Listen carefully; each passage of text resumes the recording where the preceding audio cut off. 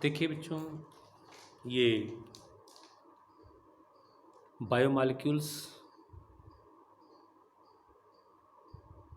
में एक प्रकरण आपको पढ़ना है, एक टॉपिक पढ़ना है, एंजाइम। तो एंजाइम के बारे में आप अच्छी तरह से जानते हैं कि एंजाइम क्या है। एंजाइम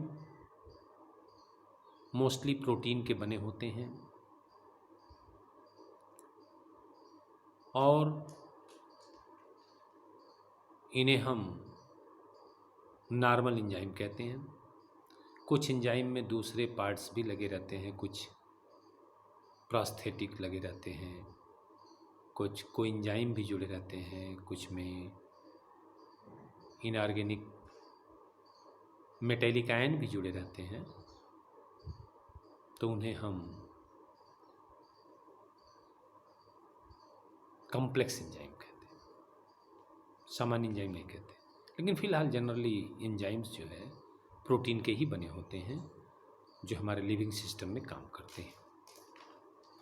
कुछ न्यूक्लिक एसिड भी एंजाइम का काम करते हैं, उन्हें हम राइबोजाइम कहते हैं, उन्हें हम राइबोजाइम कहते हैं।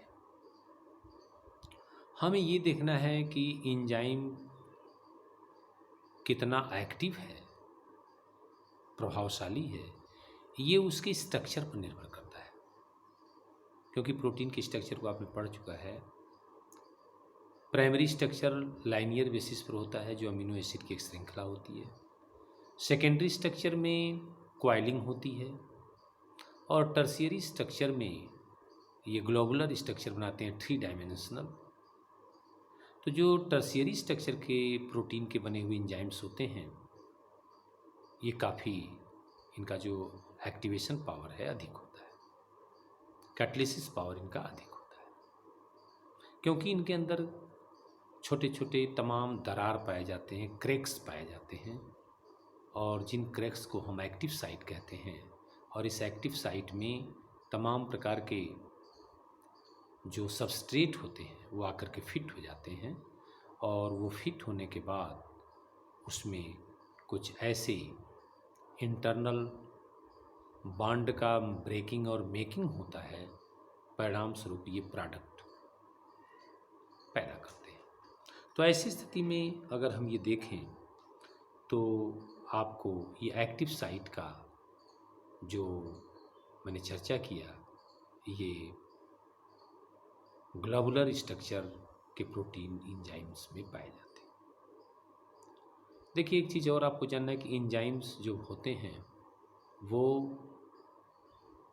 एक नैरो रेंज में काम करते हैं। टेम्परेचर, प्रेशर के एक नैरो रेंज में काम करते हैं। जैसे 40 डिग्री सेल्सियस से ऊपर एंजाइम डिस्ट्रॉय हो जाते हैं और 40 डिग्री सेल्सियस के नीचे एंजाइम इनएक्टिव हो जाते हैं। तो इस तरह से अगर हम ये देखें तो एंजाइम के कार्य करने का जो एक व्यू है, वो आप कह सकते हैं कि इनका जो एक रेंज है, वह रेंज, इनके टेम्परेचर का जो एक रेंज है वह ऑप्टिमम कहलाता है। जिस टेम्परेचर पर ये काम करते हैं वो इनका एक ऑप्टिमम टेम्परेचर कहलाता है। और ये टेम्परेचर का जो एक रेंज है वह है 35 से 40 डिग्री सेल्सियस। उसको हम ये कह सकते हैं कि 35 से 40 डिग्री सेल्सियस। इसका मतलब ये है कि जो 35 के नीचे ये इनएक्टिव हो जाते हैं और 40 से ऊपर ये डिस्ट्रॉय हो जाते हैं, ये डिस्ट्रॉय हो जाते हैं। तो ऐसी स्थिति में अगर हम देखें तो एक नैरो रेंज में इनकी एक्टिविटी होती है। और हमारे बॉडी का टेम्परेचर आप जानते हैं कि 37 डिग्री सेल्सियस होता है, 37 डिग्री सेल्सियस होता है। तो ऐसे में अगर ये कहा जाए तो इनका एक, लेकिन कुछ एंजाइम्स ऐसे भी होते हैं, कुछ ऑर्गेनिज्म ऐसे होते हैं कि जिनमें एंजाइम 80 डिग्री सेंटीग्रेड पर भी वो काम करते हैं।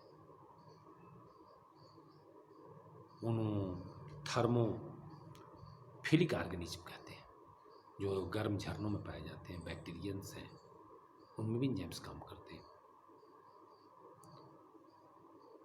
और जितने इनऑर्गेनिक कैटलिस्ट होते हैं, तो इनऑर्गेनिक कैटलिस्ट जो भी होते हैं ये तो high temperature and high pressure पर एक्टिव होते हैं। उनकी जो कैटलिसिस पावर है वो high temperature and high pressure पर होते हैं। वो कैटलिस्ट पावर जो है ये लिविंग सिस्टम में नहीं होते एक्सेप्ट थर्मोफिलिक। देखिए, दूसरा प्रकरण है केमिकल रिएक्शंस। देखिए, केमिकल रिएक्शंस के बारे में आपको ये जानना है, बहुत सी भौतिक क्रियाओं के बारे में आप जानते हैं। जैसे हम पानी को किसी भी बर्तन में रख देते हैं तो उनका शेप बदल जाता है, ग्लास के आकार का, लोटे के आकार का, बाल्टी के आकार का, बॉटल के आकार का, तो शेप बदल जाते हैं। इनको हम फिजिकल परिवर्तन कहते हैं, भौतिक परिवर्तन है। कभी कभी स्टेट बदल जाते हैं, उनकी अवस्थाएं बदल जाती हैं, जैसे स्नो बन गया, वेपर बन गए, वाटर बन गया, तो ये सब इनके भौतिक परिवर्तन है। इसमें किसी प्रकार का बॉन्डिंग परिवर्तन नहीं होता, लेकिन जब बॉन्डिंग परिवर्तन हो जाते हैं तो बॉन्डिंग परिवर्तन होने का मतलब ये है कि उसमें बॉन्ड्स जो है टूटते हैं। तो जब बॉन्ड्स टूटते हैं तो नए बॉन्ड्स बनते हैं, तो नए प्रोडक्ट बनते हैं। तो बॉन्ड ब्रेकिंग मेकिंग के कारण जब नए पदार्थ बनते हैं तो इसे हम केमिकल रिएक्शन कहते हैं। तब ये केमिकल रिएक्शन कहलाता है। जैसे बेरियम हाइड्रोक्साइड को अगर हम सल्फ्यूरिक अम्ल से क्रिया करा दें तो बेरियम सल्फेट और पानी बनता है। तो दिस इज केमिकल रिएक्शन। कुछ पुराने बॉन्ड टूटे, नए बॉन्ड बने। जितने भी हाइड्रोलिसिस हैं, हम हाइड्रोलिसिस के द्वारा अगर हम ये देखें तो स्टार्च है, स्टार्च के अंदर जो बॉन्ड है वो टूटते हैं, हम पानी के द्वारा उनको तोड़ते हैं, तो इसे हम हाइड्रोलिसिस कहते हैं। हाइड्रोलिसिस भी एक मेथड है जिसमें कि ये बॉन्ड्स टूटते हैं और ये बनते हैं, नए प्रोडक्ट बनते हैं। द अमाउंट ऑफ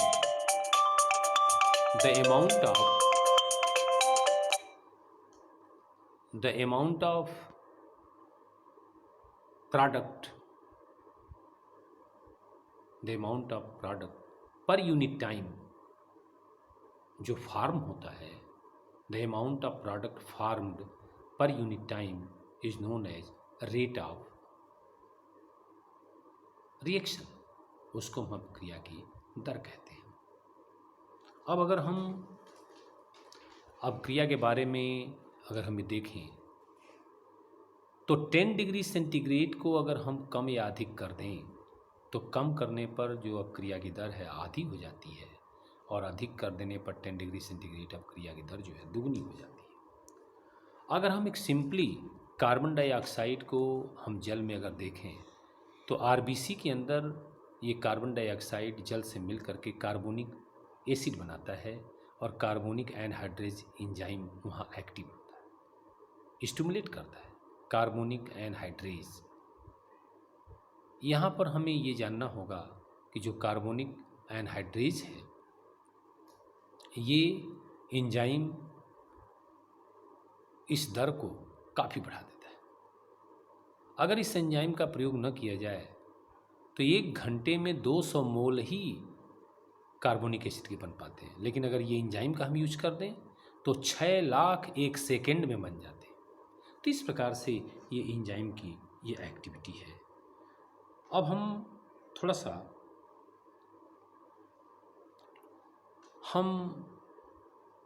पाथवे के बारे में चर्चा करेंगे। देखिए, कोई भी प्रोडक्ट जब वो कॉम्प्लेक्स से सिंपलर फॉर्म में कन्वर्ट होता है रासायनिक अभिक्रियाओं के फलस्वरूप, तो ऐसा नहीं कि वो डायरेक्ट बन जाता है। जैसे ग्लूकोज है, ग्लूकोज से अगर ये कहा जाए कि पायरुविक एसिड बन जाए तो एक स्टेप में नहीं बनता, उसमें तमाम अनेक इंटरनल स्टेप चलते हैं। जैसे ग्लूकोज से ग्लूकोज 6 फास्फेट, ग्लूकोज 6 फास्फेट से फ्रक्टोज 6 फास्फेट, तो इस तरह से ये तमाम जो है उसमें, और हर स्टेप में इंजाइम इंड्यूस्ड करते हैं, हर स्टेप में इंजाइम इंड्यूस करते हैं। तो ये जो छोटे छोटे स्टेप हैं जिनके थ्रू हो करके एक बड़ा अभिक्रिया कंप्लीट होता है, तो इन सभी छोटे स्टेप को हम सम्मिलित रूप से ये हम पाथवे कहते हैं। तो मेटाबॉलिक पाथवे होते हैं। और देखिए ये अलग अलग कंडीशन में अलग अलग इनका प्रोडक्ट भी बनता है। जैसे ग्लूकोज अगर एरोबिक कंडीशन है तो यही ग्लूकोज पायरुविक एसिड देता है, जिसको हम ग्लाइकोलिसिस कहते हैं। अगर एनारोबिक कंडीशन है तो हमारे मसल सेल में तो यही ग्लूकोज से लैक्टिक एसिड बनता है। इसे हम कह सकते हैं फर्मेंटेशन या एनारोबिक रिस्पिरेशन कहते हैं, फर्मेंटेशन कहते हैं। और यही ईस्ट ग्लूकोज को एथेनॉल में कन्वर्ट करता है, जिसे हम एल्कोहलिक फर्मेंटेशन कहते हैं। तो इस तरह से ये डिफरेंट कंडीशन में ये डिफरेंट टाइप्स ऑफ रिएक्शन चलते हैं। इसके बाद हम ये चर्चा करेंगे कि ये how to enzyme bring about such high rates of chemical conversion. Enzyme कैसे जो है केमिकल रिएक्शन के दर को बढ़ाता है। How enzymes bring about such high rates, how do enzymes bring about such high rates of chemical conversion, ये कैसे बढ़ाता है। देखिए इसमें आपको ये जानना है, हम ये जानते हैं कि जिस एंजाइम में क्रैकिंग अधिक होगा, उनमें एक्टिव साइट अधिक होंगे, तो उस एंजाइम में सबस्ट्रेट फिट होते हैं और उसमें बॉन्डिंग का ब्रेकिंग मेकिंग अधिक होता है, और ऐसी परिस्थिति में वो रिजल्ट्स जो प्रोडक्ट्स हैं वो अधिक बनते हैं। लेकिन एंजाइम्स करता क्या है, देखिए एक सामान्य जो नॉर्मल सबस्ट्रेट मॉलिक्यूल होते हैं उनके पास एक एंजाइम लेवल होता है, एंजाइम का एक कैपेसिटी होता है। लेकिन जो इन मॉलिक्यूल्स उस सामान्य से अधिक एंजाइम्स एनर्जी रखते हैं, उनको हम एक्टिव मॉलिक्यूल कहते हैं। और एक्टिव मॉलिक्यूल ही ये आपस में रिएक्ट करके बॉन्ड का ब्रेकिंग मेकिंग करके वो प्रोडक्ट बनाते हैं। तो एंजाइम क्या करता है, चूँकि हाई एनर्जी के जो एक्टिव मॉलिक्यूल होते हैं उनकी संख्या कम होती है, इसलिए अभिक्रिया की दर धीमी होती है। लेकिन ये एंजाइम्स क्या करते हैं, और जो एनर्जी एक सामान्य से अधिक होती है अभिक्रिया करने के लिए मॉलिक्यूल के पास, कोई भी मॉलिक्यूल जब अभिक्रिया करता है उसके पास कुछ एनर्जी अधिक होती है सामान्य लोगों से, और उसी एनर्जी के कारण वह अभिक्रिया करता है, तो उस एनर्जी को हम एक्टिवेशन एनर्जी कहते हैं। वही जो है एक्टिव बनाता है उनको। लेकिन एंजाइम क्या करते हैं, ये उस एक्टिवेशन एनर्जी को कम कर देते हैं। तो जब कम कर देते हैं तो एक्टिव मॉलिक्यूल की संख्या बढ़ जाती है और अभिक्रिया की दर काफ़ी अधिक हो जाती है। तो इसका मतलब कि जो एंजाइम्स हैं ये reduce the activation energy of active molecule, substrate molecule, and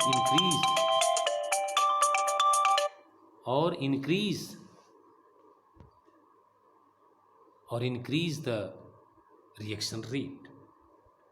देखिए जब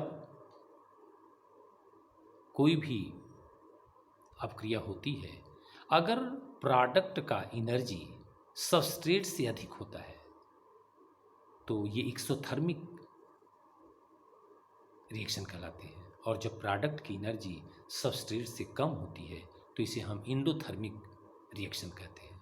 तो इन एक्सोथर्मिक रिएक्शन के लिए ऊर्जा की आवश्यकता नहीं होती, और जबकि इंडोथर्मिक रिएक्शन के लिए ऊर्जा की आवश्यकता होती है। तो इस प्रकार से अगर हम ये देखें तो ये सबस्ट्रेट जो है प्रोडक्ट में कन्वर्ट हो जाते हैं, और ये एंजाइम जो है उनकी अपक्रिया की दर को इस प्रकार से ये बढ़ा देते हैं। तो अगर हम इसके ग्राफ को, एक ग्राफ बना हुआ है, वाई एक्सिस शो करता है पोटेंशियल एनर्जी और एक्स एक्सिस शो करता है प्रोडक्ट फॉर्मेशन। तो एक्सोथर्मिक में आप देखिए जो प्रोडक्ट है वह, उसका जो एनर्जी लेवल है वह सबस्ट्रेट से कम है। इसका मतलब कि ये एंडोथर्मिक अपक्रिया है, एक्सोथर्मिक अपक्रिया है, जिसकी एनर्जी जो है कम होती गई है।